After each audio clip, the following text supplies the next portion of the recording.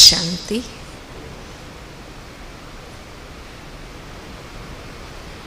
भट्ठी की समाप्ति पर हम मिल रहे हैं।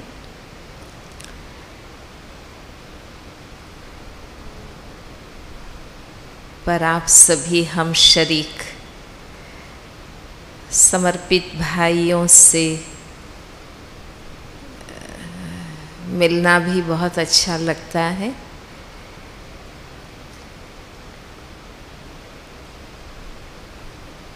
विषय का जवाब तो भट्ठी में मिल ही गया होगा,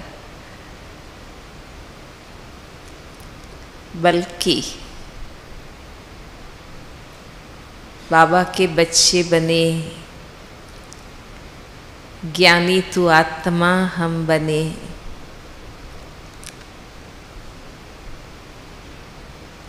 तो ये बातें तो ख़त्म ही हो जाती हैं, क्योंकि हमारा मार्ग, हमारा लक्ष्य, जीवन जीने की विधि जो हम सब ने अपनाई है, वो तो मिलन मिलाप की विधि है। जहाँ टकराव है वहाँ तो बिखराव है।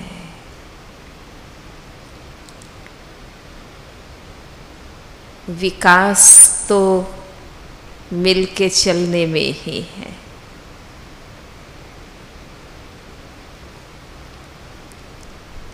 एक बहुत बड़े महामंडलेश्वर थे, पुराने भाइयों को पता होगा, वेद व्यासानंद जी,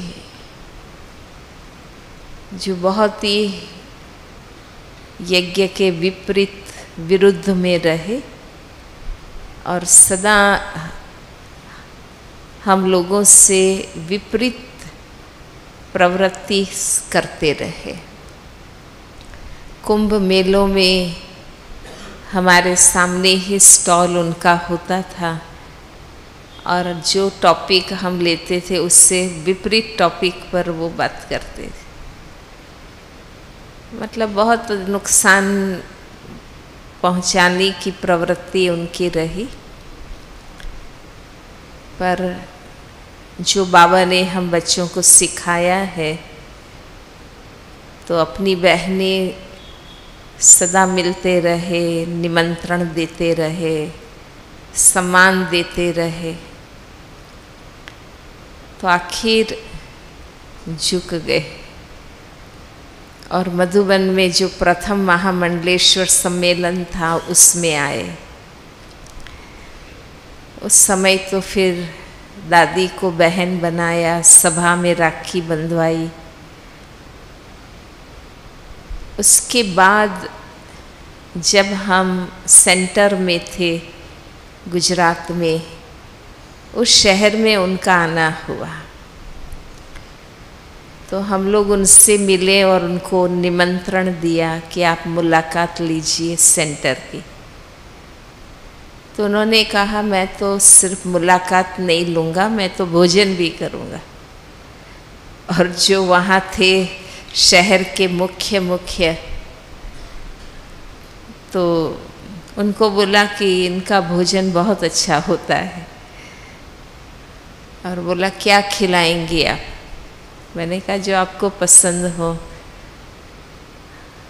तो खुल के सब बताया, ये बनाना, ये बनाना। हाँ? और फिर भोजन के लिए आए। उस समय तो सेंटर भी छोटा था, पर शुरू से बुद्धि में ऐसा आता ही नहीं था कि छोटे सेंटर में बड़े को कैसे बुलाए। बाबा का कार्य तो बड़ा है ना, तो किसी को भी, बड़े को भी बुला लेते थे। तो जब वो आए, बैठे, खाया पिया, आराम से गए। दूसरे दिन जब वो कथा में गए, सभा में भाषण हुआ, तो लोगों ने प्रश्न पूछा उनसे कि आप ब्रह्मा कुमारी में क्यों गए थे? तो उन्होंने सभा के बीच जवाब दिया कि मैंने सालों तक इनका विरोध किया, बहुत विरोध किया,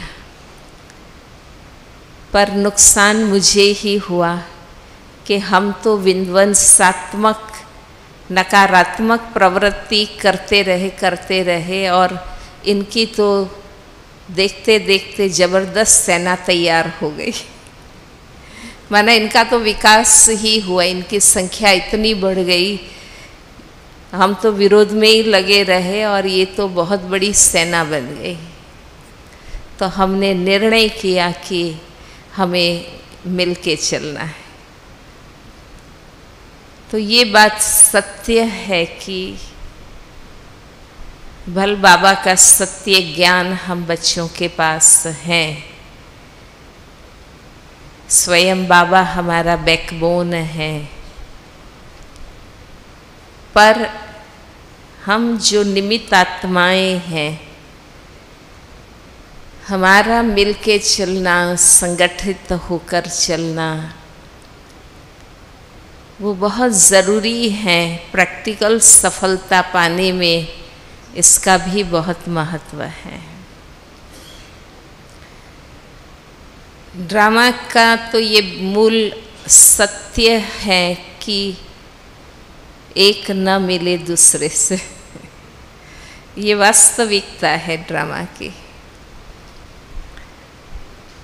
हर एक आत्मा अपने आप में अलग है, विशेष है। बाबा कहते हैं ऐसे, अकल भी अलग, शकल भी अलग। हा? तो ये वैरायटी ही इस ड्रामा की शोभा है।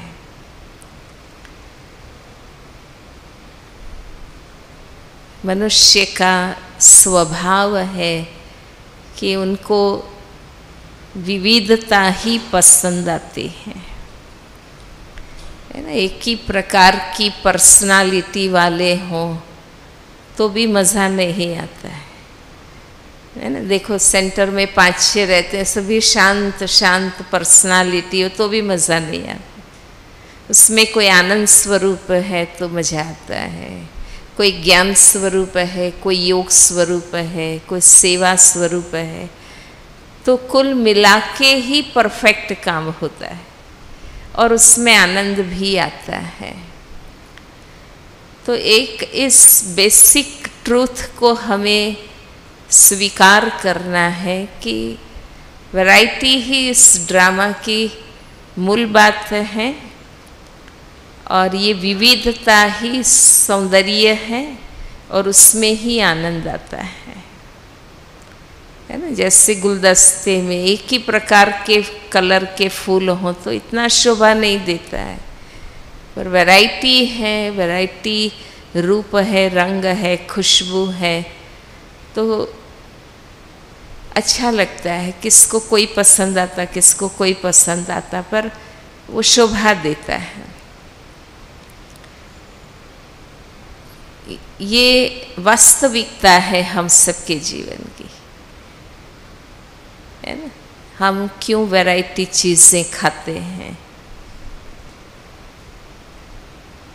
इसमें अच्छा लगता है। भल पौष्टिक को भी हम देखते हैं कि अच्छा लगे वो नहीं खाना है, पर पौष्टिक है वो खाना है। पर पौष्टिक चीज़ों में भी वैरायटी हम चाहते हैं, क्योंकि कोई में कोई अच्छा तत्व है, कोई में कोई अच्छा तत्व है।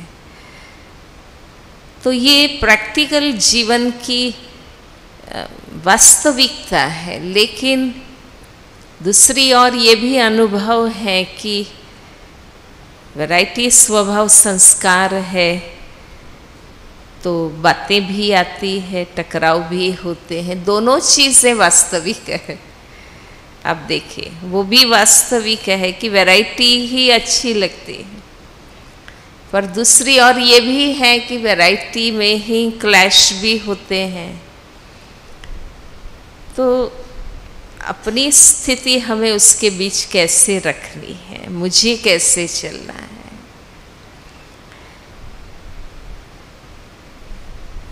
तो जो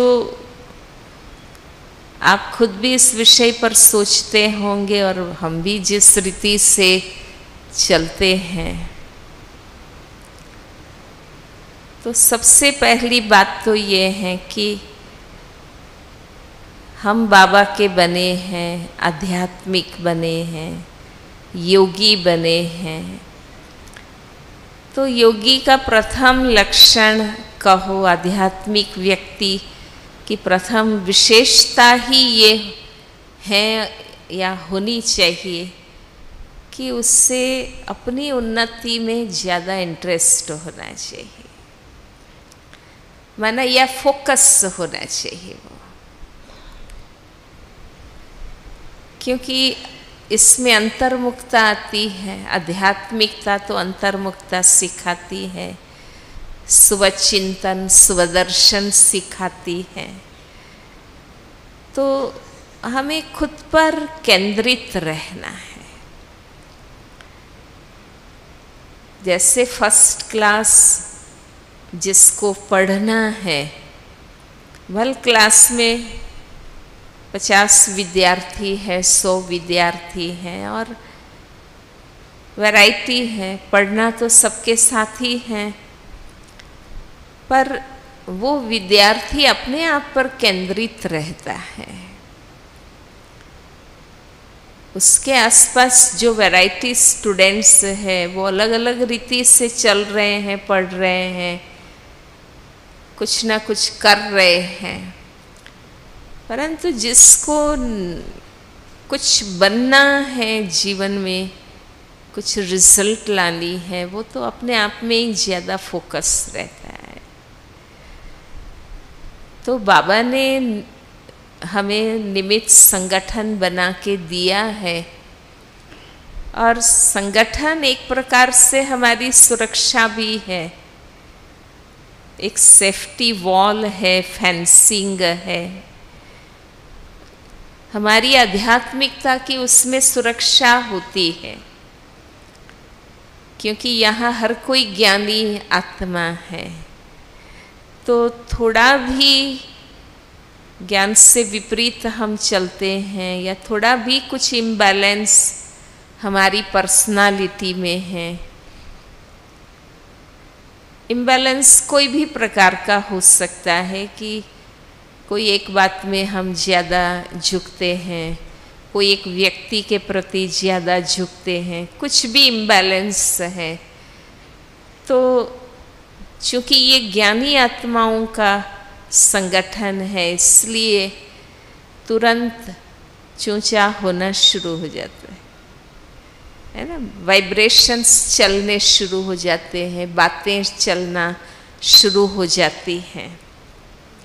क्योंकि ज्ञानी आत्मा अपवित्रता को या असंतुलितता को जल्दी सेंस कर लेते हैं, उनको जल्दी सुगंध में आ जाता है। तो ये बहुत अच्छी बात है कि ऐसी बातें होने लगती हैं, वाइब्रेशन फैलने लगते हैं, उस टाइप की हमारे प्रति नज़र होने लगती है, जो बाबा मुरली में कहते हैं चूंचा होने लगती हैं।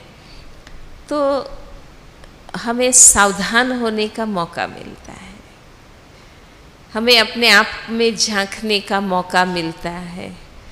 तो मैं उसको सदा पॉजिटिव लेती हूँ कि डर भी न जाए, पर स्वयं में देख भी ज़रूर लें कि आखिर हम पुरुषार्थी हैं, परफेक्ट तो है नहीं, तो कहीं ऐसी कोई गड़बड़ तो नहीं है ना मेरे अंदर। तो मैं अपने आप को झांक सकती हूँ। इसलिए ये संगठन बहुत ज़रूरी है। जगदीश भाई जी का ये वाक्य मुझे बहुत सदा याद रहता है कि जब तक हम निर्दोष न बन जाएं, निर्दोष माने एक रीति से निर्विकारी, हमारे में कोई कमी कमज़ोरी न रहे, परफेक्ट बन जाएं, जब तक हम निर्दोष न बन जाएं, तब तक हमारे पर किसी की नज़र रहे, ध्यान रहे, ये बहुत ज़रूरी है। तो उस हिसाब से बड़ों का भी हमारे पर अटेंशन रहे वो ज़रूरी है। हम शरीक साथियों का हमें साथ मिले वो भी ज़रूरी है। छोटों की तो बात नहीं है, क्योंकि छोटों को तो हम चला लेते हैं, कई बार दबा देते हैं, पर और बड़े बहुत कम हैं।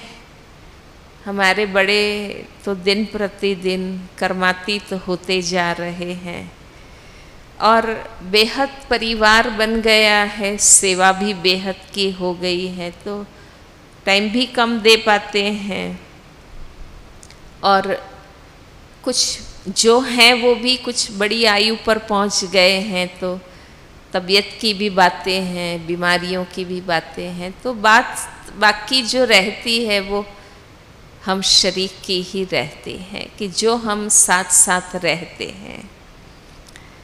पर अगर आप इसको पॉजिटिवली एक्सेप्ट करते हैं कि ये हमारी सेफ्टी है, ये हमें मौका देते हैं स्वदर्शन करने का, स्वयं को देखने का, पर ऐसा विचार तभी ही आपको आएगा कोई भी बात आने पर, जब आप स्वयं के प्रति ज़्यादा जागृत हैं, अपनी स्थिति, अपनी उन्नति। क्योंकि कितना भी कहो, बाबा के ज्ञान का सत्य तो यही है कि जितना आप ऊंचा उठेंगे उतना ही दूसरे को आप ऊंचा उठा सकेंगे, है ना। आपकी स्व उन्नति के बिगर विश्व कल्याण भी आप नहीं कर सकते हैं। भल देखने में सेवा कर लेंगे, नाम भी कमा लेंगे, रिजल्ट भी आएगा, आत्माओं का कल्याण भी होगा, क्योंकि ज्ञान तो सत्य है ना, बाबा का है, पर हम कुछ बन नहीं सकेंगे। और वो जो स्वयं को न बनाकर सेवा में आगे बढ़ जाते हैं, तो हमारी अपनी कमियां ही हमारे लिए परीक्षा बन जाती हैं।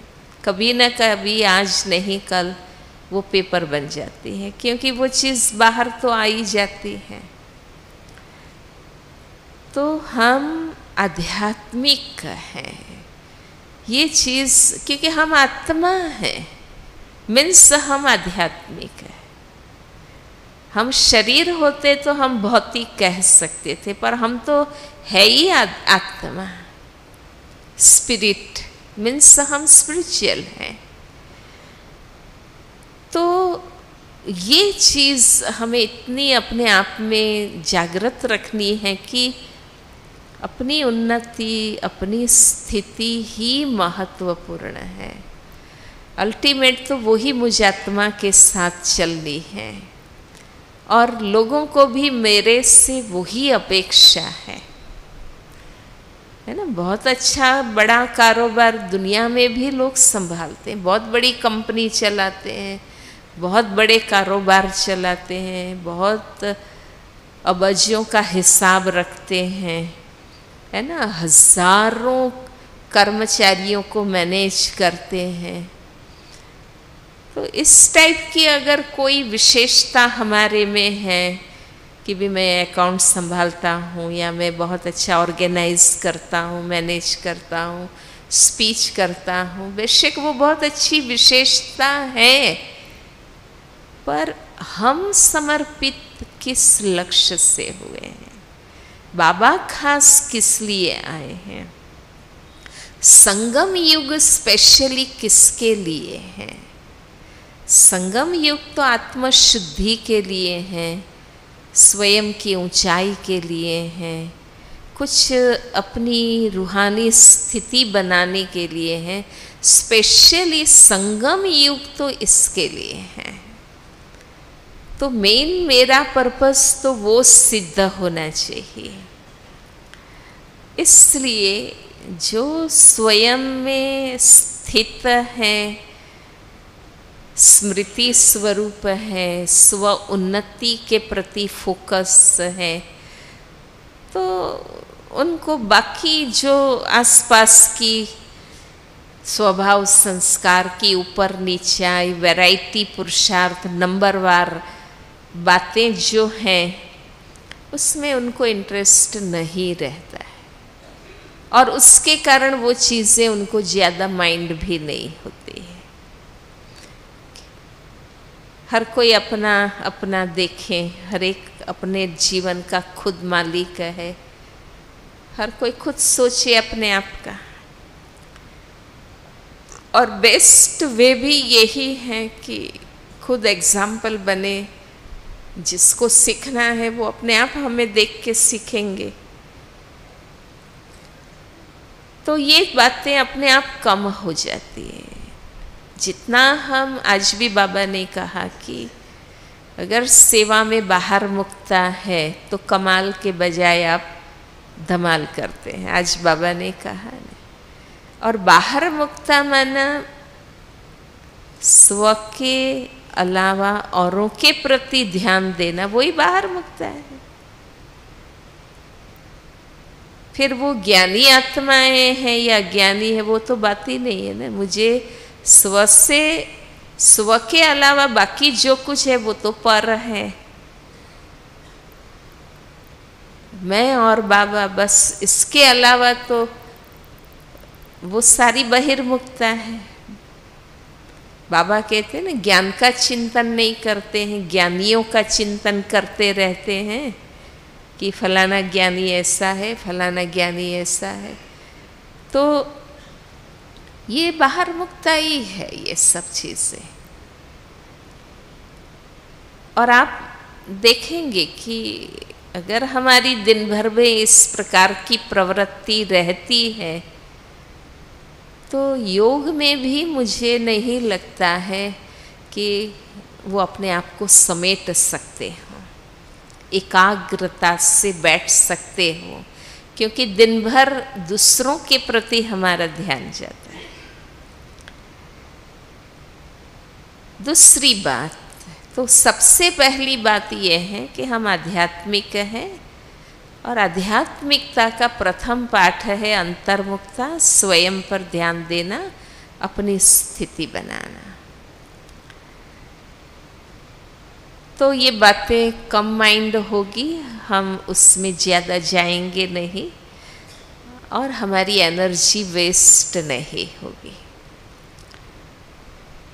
दूसरी बात कि बाबा की याद का आनंद, एक तपस्या का आनंद है ना। बाकी सारे आनंद तो जीवन में देखे थे, अनुभव किए थे, और उन रसों में तो हम थे ही कि भाई हम एक दोस्त से मिलते हैं, कोई स्थान देख के आते हैं,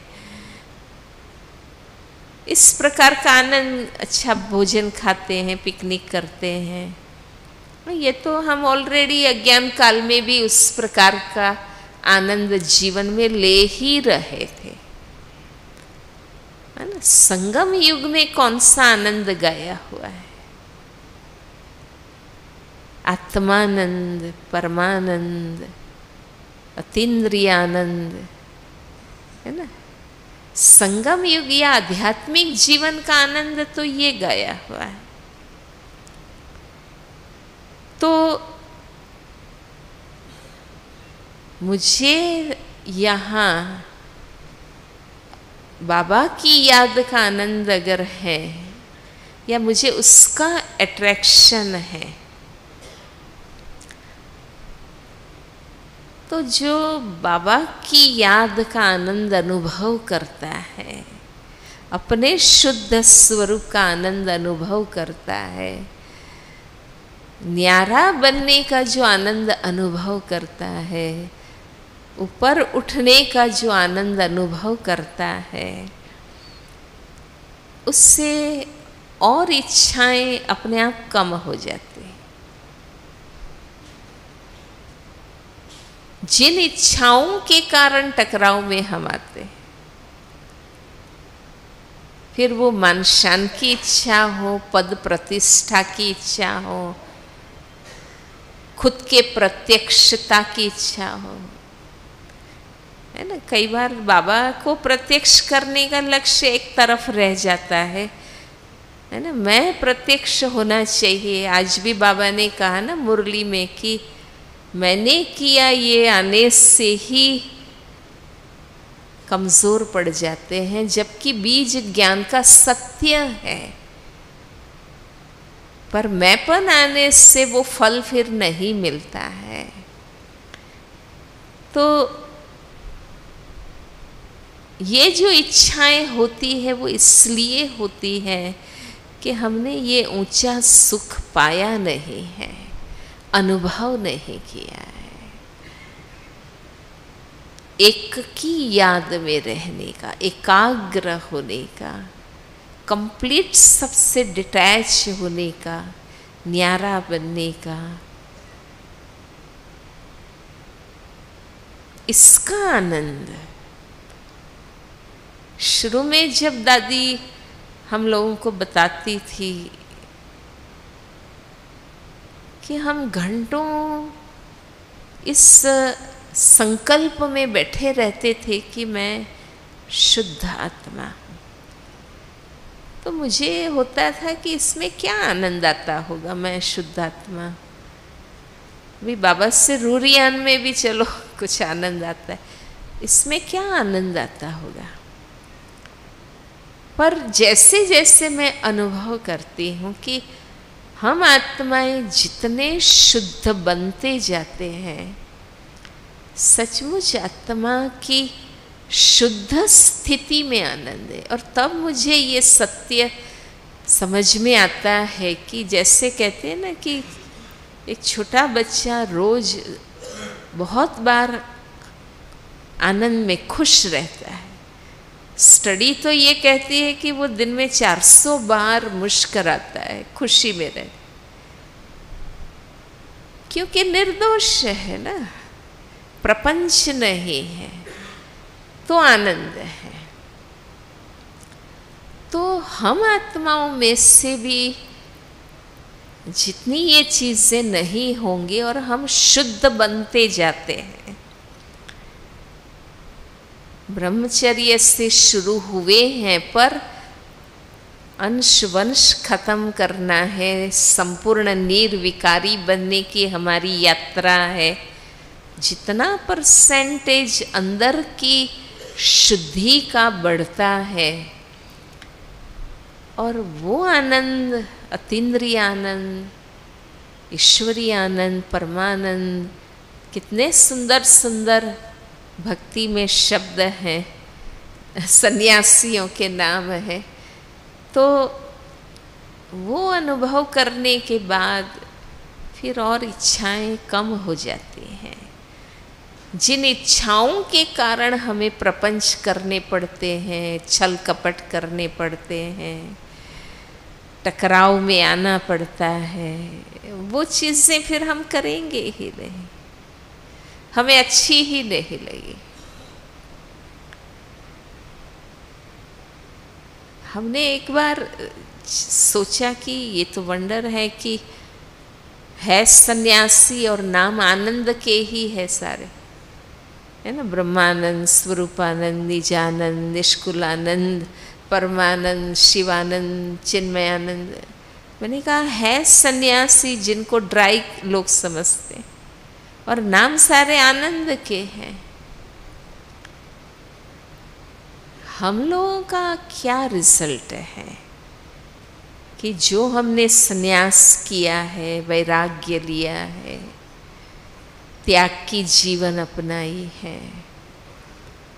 महामंत्र तो हमारा यही है, यज्ञ की नींव तो यही है, त्याग, तपस्या और सेवा के मंत्र पर ये विद्यालय शुरू हुआ है। माना हमारी जीवन तो वो मार्ग की है, और उसमें आनंद है। त्याग में आनंद है कि भोग में आनंद है। चलो विषय भोग की बात न करें, पर पदार्थों का, चीज़ों का, वस्तुओं का, है ना, वो भी तो एक भोग है। इंद्रिय आनंद लेते हैं, तो एक सच्चाई से अपने आप में हम देखें कि सचमुच त्याग में आनंद आता है कि भोग में आनंद आता है।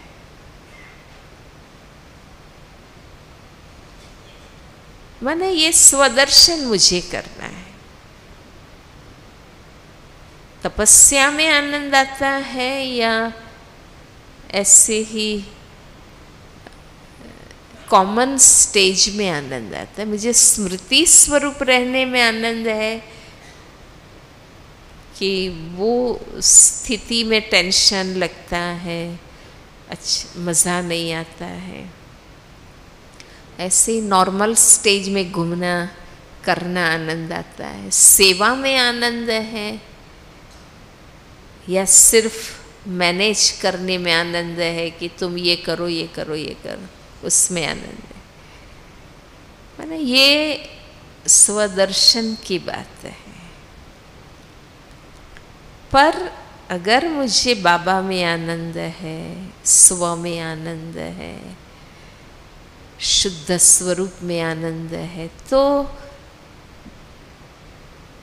हम और टकराव में नहीं जाएंगे। अपने आप हमारी इच्छाएं सीमित हो जाती हैं और उसके कारण, इच्छाओं के कारण जो खेल हम करते हैं, प्रपंच रचते हैं, छल कपट करते हैं और टकराव में आते हैं, वो चीज़ें हमारी कम हो जाती हैं।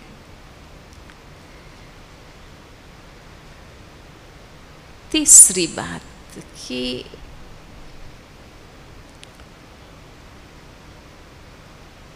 आप सोचेंगे कि हम नहीं टकराते हैं पर लोग आके टकराते हैं, और होता भी है इस प्रकार से, है ना, कि वे हम सीधे चलते हैं पर दूसरे आके टकराते हैं। माना करते ऐसा है कि सहनशीलता की भी एक हद आ जाती है, फिर सामना करना माना क्या, है ना। तो एक वे हमको सोचना होगा इसके बीच में कि कोई आकर के टकराते हैं, समझो, उसमें भी हमें चलना तो ज्ञान युक्त होकर है ना। आजकल आप देखेंगे कि जो मनमत करेंगे, जिद करेंगे, हठ करेंगे, तो वो विजयी बन जाते हैं, उनकी बातें मानी जाती है। क्यों?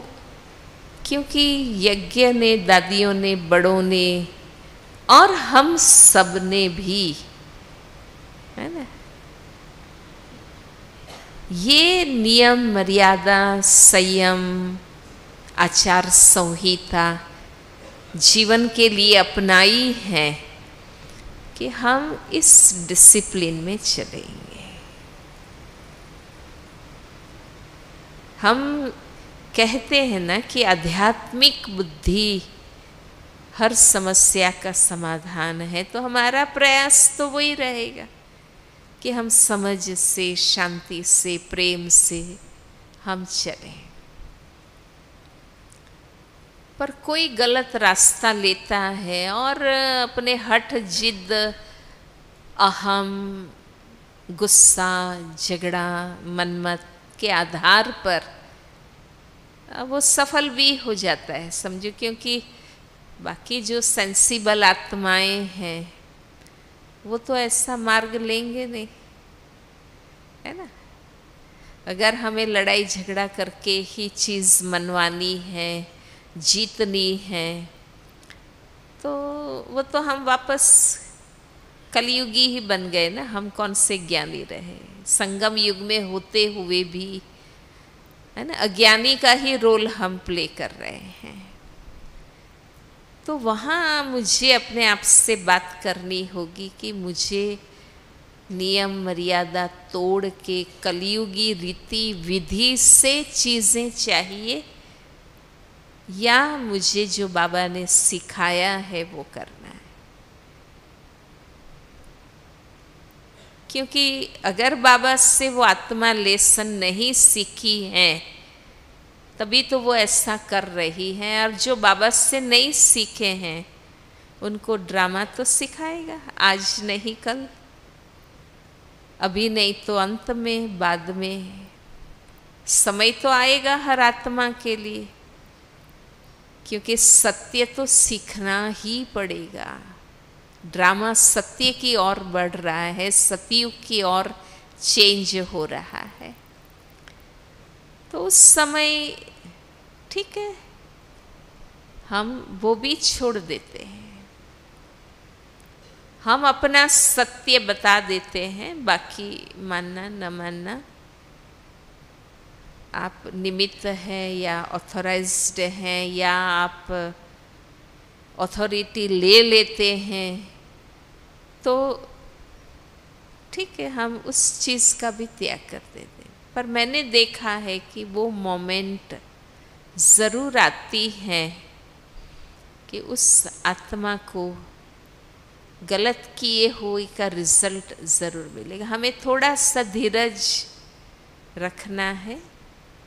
सत्य तुरंत फल दे ऐसा नहीं भी होता है, थोड़ा धीरज रखना होता है। हम भल क्वालिटी बीज बोते हैं, अच्छी खाद देते हैं, पर इसका अर्थ ये नहीं कि तुरंत ही फल आ जाएंगे, टाइम लगता है। और वही पीरियड है, वही समय होता है जब हमें अपनी आध्यात्मिकता को संभालना होता है। बाकी अगर हमें बाबा का बताया मार्ग छोड़ देना है, यहाँ रहकर भी, यज्ञ में बैठकर भी, तो वो तो फिर उसके लिए तो हम कोई बात नहीं कहेंगे, वो जाने, ड्रामा जाने, उनका जीवन जाने। पर मुझे कैसे चलना है, तो एक ये भी है कि उस समय हम सत्य बताएं, उस आत्मा को भी बताएं कि सत्य तो यही है। आप कितना भी गुस्सा करो, अहम दिखाओ, परंतु सत्य तो यही है जो है।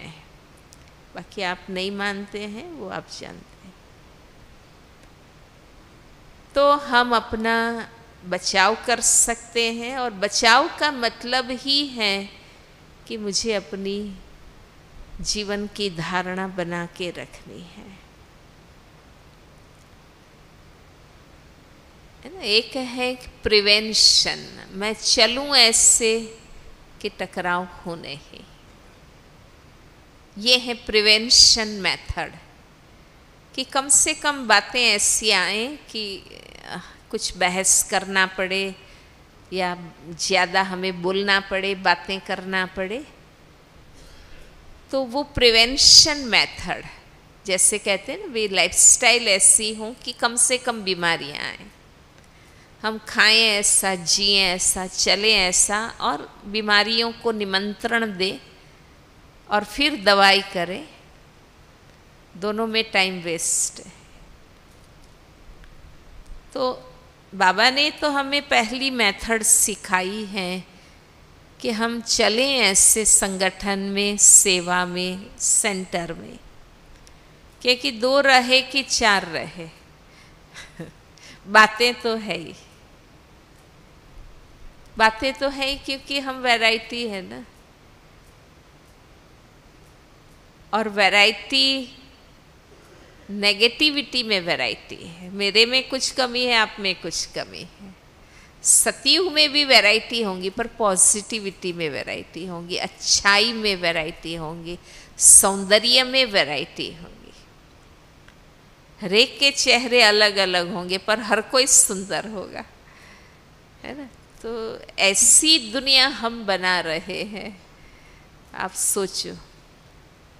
और हम समर्पित तो एटलीस्ट कमिटेड है ना, कि हम ऐसी दुनिया बना रहे हैं। चलो, घर गृहस्थ में रहने वालों को तो दुनिया भी समझ लेगी कि ये तो बेचारे घर में रहकर करते थे और इतना किया है, बहुत बड़ी बात है। पर हम समर्पितों के लिए तो मुझे नहीं लगता है लोग हमें माफ़ करें। वो कहेंगे आपको क्या था, आप तो समर्पित थे ना, आप तो कमिटेड थे ना, उसी के लिए आपने तो जीवन दिया था ना, फिर आपकी रिजल्ट क्यों नहीं है। तो हम समर्पित कहीं भी हम रहते हैं, पर हम यज्ञ के समर्पित हैं, बाबा के प्रति समर्पित हैं। और हम सब ने तो कमिट किया है कि हम ऐसी दुनिया बनाएंगे, हम ऐसी दुनिया लाएंगे। सिर्फ बातें तो नहीं है ना, सत्य है ना। हाँ, हम लोगों को मूर्ख नहीं बना रहे ना, सत्य कह रहे हैं।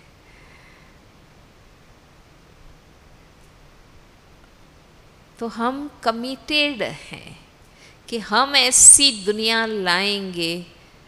तो ऐसी दुनिया लाने का जो बेस है, नींव है, जिसका फाउंडेशन संगम युग में बन रहा है, तो हम तो श्रीमत पर ही करेंगे ना सब कुछ। हम श्रीमत के अलावा और कोई मार्ग नहीं लेंगे।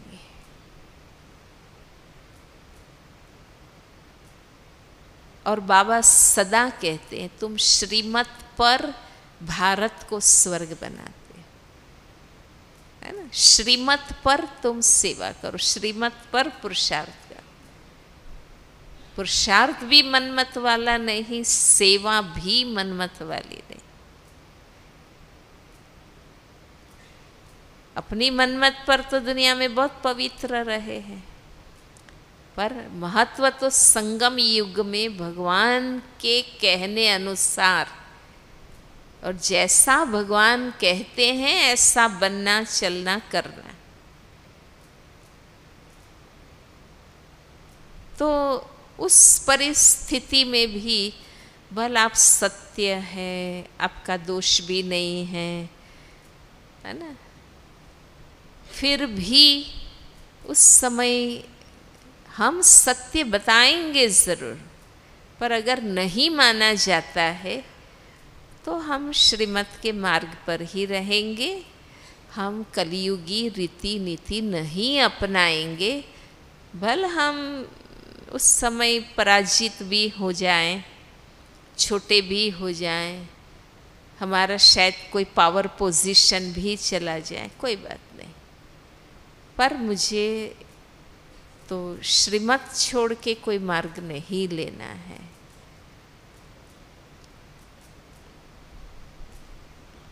जो दादियों ने करके दिखाया है और अब वो जिम्मेवारी हम सबकी है। दादियों के सामने भी बातें आई है, ऐसा नहीं है, पर उन्होंने सहा, समाया, त्याग किया, झुके, मरे, सीखे। दादियाँ यही तो बताती है ना सब। तो उस बलिदान पर आज यज्ञ इतना बड़ा हुआ है, ऊंचा उठा है। भल वो बलिदान ना भी दिखाई दे, है ना, नींव नहीं दिखाई देती है ना, ऊपर का ही दिखाई देता है, पर सत्य तो समझदार लोग समझते ही हैं कि इस कुर्बानी पर ही ये इमारत इतनी बड़ी बनी है। और ऐसा लोग कह के जाते हैं, मधुबन में मेहमान आते हैं, वो लोग ऑब्जर्व करते हैं और वो कह के जाते हैं कि मैंने यहाँ भी देखा, आप लोगों में से भी कोई कोई इतने कमिटेड हैं, अमृत वेले से लेकर रात तक मैं इनको सेवा में देखता हूँ, और ऐसी आत्माओं के आधार पर ही संस्थाएं चलती हैं। लोग जानते हैं, समझते हैं, परखते हैं। तो उस समय अगर हम ये मार्ग लेते हैं सहनशीलता का, नम्रता का, है ना, त्याग का, समाने का, झुकने का, बेशक मैं ये नहीं कहती हूँ कि सत्य को मारो, पर सत्य बताओ जरूर, पर विवेक से, मैनर्स से। तो जो दादी कहती थी ना सिंपल शब्दों में, हार मानी तो हारमनी बन गई। और ये बड़ी दादी में, सब दादियों में देखा है, क्योंकि इतने सब जिम्मेवार भाई बहनों को वो चलाते हैं, तो ऐसा नहीं है कि उनका ही, दादियों के अथॉरिटी पर ही सब चलता है। वो भी कितना हमारे साथ सहते हैं, एडजस्ट करते। एक बार बड़ी दादी ने कहा था कि आप सोचते होंगे दादी बनना माना सुनाना, ये करो वो करो, इधर जाओ उधर जाओ। दादी बनना माना सुनाना नहीं, सुनना, ऐसे दादी ने बोला।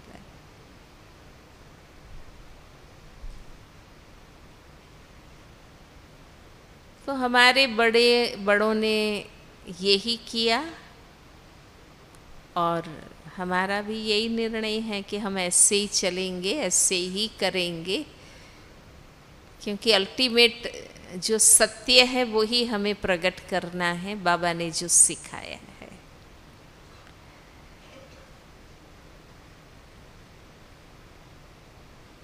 तो टकराव से बचाव होगा, और विभिन्नता में एकता का वातावरण हम ला सकेंगे।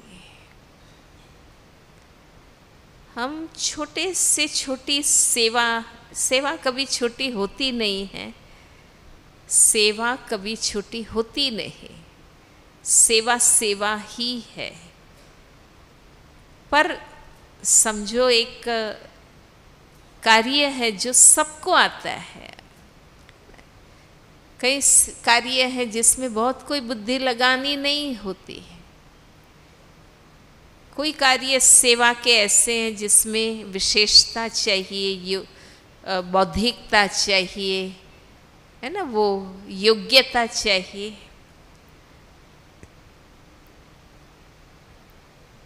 इसलिए यज्ञ का कोई भी कार्य करने में हमें, जिसको कहते हैं ना, कईयों को देहाभिमान आता है, शर्म आता है, मैं क्यों करूं ये। इसलिए हर कोई वो प्रकार की सेवा करना चाहते हैं ना, जिससे हम सबके आगे हों, सबके सामने हों। बैकग्राउंड, पर्दे पीछे की सेवा में ज़्यादा हम रुचि नहीं लेते हैं, क्योंकि हम उस कार्य को साधारण समझ लेते हैं। पर जिसको अवस्था बनानी है वो तो कोई भी सेवा से बनाएगा, जिसको उगना है वो कोई भी सेवा से उगेगा, और जो बनेगा वो कहीं भी पीछे होगा तो भी प्रकट होगा। जो स्थिति बनाएगा बैकग्राउंड की सेवा में रहकर भी, वो वहाँ से भी लोगों के सामने आएगा।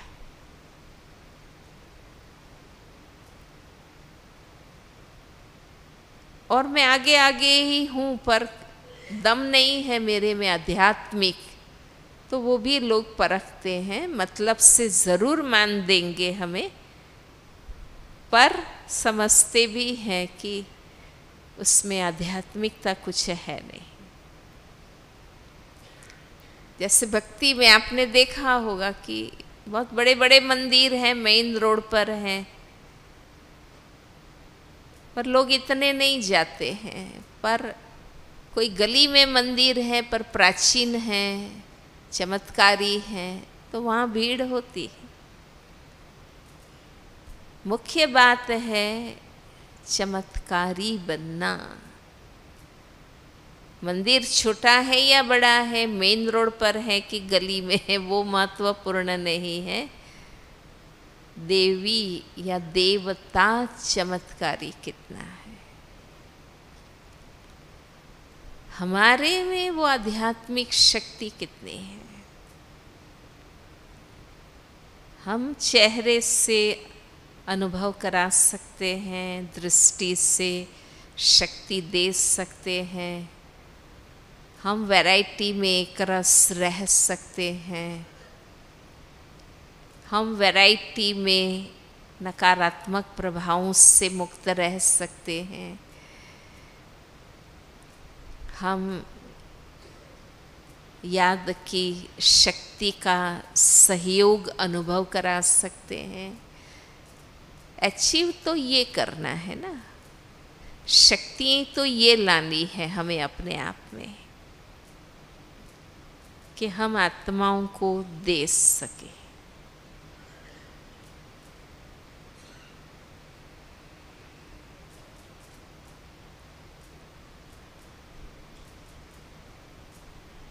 तो आप सभा में भी बैठे होंगे, आपको मंच पर बैठने का मौका नहीं है, पर बेशक आपको मिलना चाहिए, आप योग्य हैं। आपकी इच्छा रॉन्ग नहीं है, पर नहीं मिल रहा है,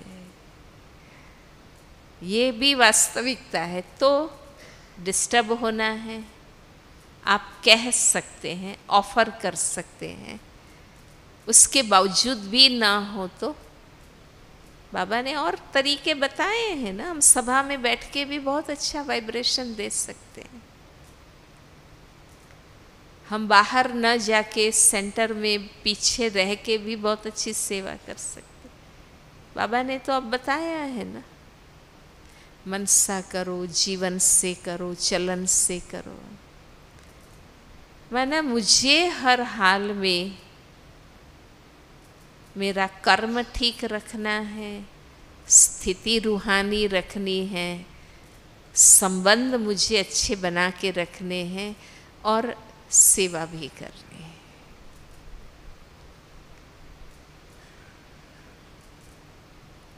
तो जब आप स्थिति बनाएंगे तो उस समय सॉल्यूशन भी टच होगा, ये भी अनुभव करके देखिए। उस समय आपको अपने आप जवाब अंदर से आएगा कि आपको क्या करना है। और अब तो हम सब वैसे भी किनारे पहुंच गए हैं, है ना?